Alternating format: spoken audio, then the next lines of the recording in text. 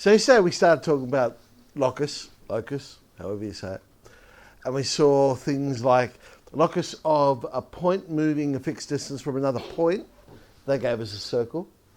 A point, so it was a fixed distance from a line. That gave us another line. A point fixed distance from two other points was also a line. But what we're now going to do is define the parabola, and it is one where it's a fixed distance from a point and a line. So let's write down there. There's the formal definition. A point moves so that its distance from a fixed point, that point we call the focus, is equal to its distance from a fixed line, which we call the directrix. That definition is actually true for all conics. And by conics, I mean circles, parabolas, ellipses, hyperbolas. The only difference is, with a parabola, it's equal to. In all the other conics, it's some multiple of, which we call eccentricity. But more on that later. When we look at that in extension 2, we'll look at the topic of conics. In extension 1, we're just specifically concerned with the parabola. My focus, I'll just put it nicely on the y-axis, and I'll give it coordinates 0a. The directrix, I'll call y equals minus a. Now, I've set those 2 points on purpose because I've now forced this parabola to go through the origin. So we said that it's going to be an equal distance from the focus to the directrix, so the origin is the midpoint of those two.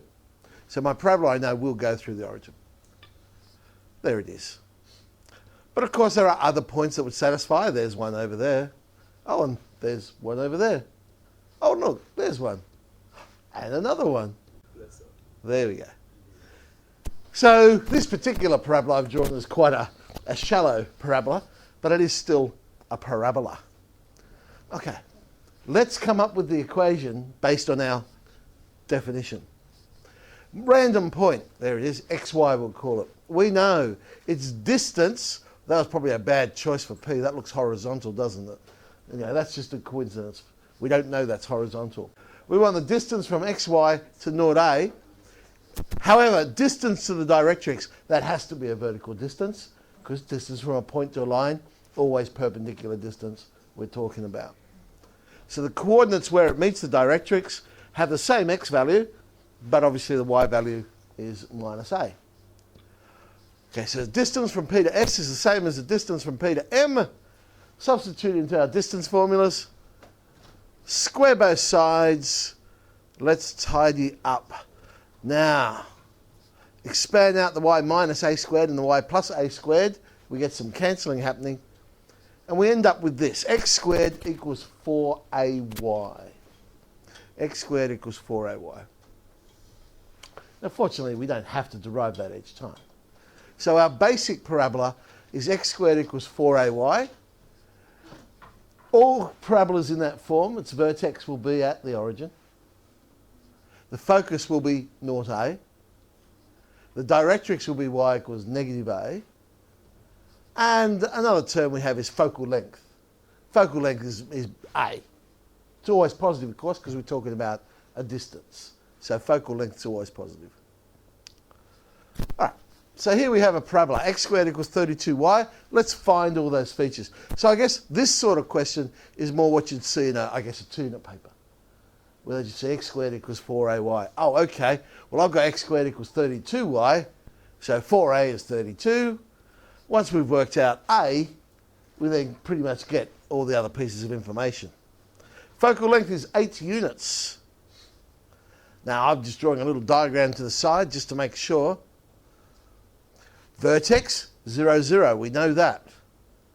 Focus is a focal length above. So it's 0a, in this case 0.8. Directrix is a focal length below. And so it's y equals negative 8. Now, it might seem silly doing that for this one. But when we start moving the parabola around, just knowing it's a focal length above and a focal length below can actually make life a little bit easier. Y equals 4x squared. Common mistake here is to go 4a equals, but it does not. Because it's got to be x squared equals 4ay. So x squared is 1/4 y. 4a for this one is a quarter. So a is 1/16. So focal length 1/16. There you go, I'll draw my little parabola again. Once again, it's 0, 0. A focal length above is 1/16. And focal length below, y equals negative 1/16. Okay. Let's find the equation of the parabola. So reverse the problem. Now we're being told some information. We're told the focus is 0, -2, and we're told the directrix is y equals 2. What can you tell me about this first parabola? Yes, it will go through the origin. That is certainly true. It will have a focal length of 2. That is also true. Concave down. Why? Good. That actually was the piece of information I was trying to get. Yeah. Directrix is above the focus, so the parabola must be concave down. So a is -2. X squared equals 4ay. So we get x squared equals -8y as our equation. I mean, if you prefer to make y the subject, obviously you can. Over there on the other one, a will equal 3 for that one. So y squared equals 4ax, because you'll notice the directrix is x equals, not y equals. And the focus is 3, 0, not 0, 3. So it's actually a parabola on its side, this one. So that's why I've done y squared equals 4ax. So we get y squared is 12x. Right. That's really narrow, just having it at 0, 0. Most parabolas don't have a vertex at 0, 0. So let's have a look when it's not at the origin. The general equation, basically it's just using the shifting idea that we've seen in our curve sketching. So we group the shift. So it'll be x minus p all squared is 4ay minus q. Its vertex will be pq. We've shifted the parabola across p and up q. Focus then will be p, a focal length above the vertex. So it'll be q plus the focal length. So q plus a. Directrix will be a focal length below. So it'll be y equals q minus a. Focal length is still a. That doesn't change because we're just shifting it. We're not changing the shape. So let's have a look at this one. Equation of the parabola. Vertex is 3, 1. Focal length is 2 units. So using that shifting idea, I know, okay, it's going to be x minus 3 all squared, 4a y minus 1. And, well, I suppose I could leave it like that. Where's the fun in that? Let's expand it out. Make y the subject, and I've got what we would recognise to be a parabola. Y equals 1/8 x squared minus 6x plus 17. Of course, it could be this. Who said the parabola was concave up? Parabola might be concave down. So a might actually be -2, because remember, focal length is always positive. That doesn't mean a is going to be positive. A might be negative. So it could be x minus 3 squared equals 4 -2 times y minus 1. And if we expand that one all out, there's it.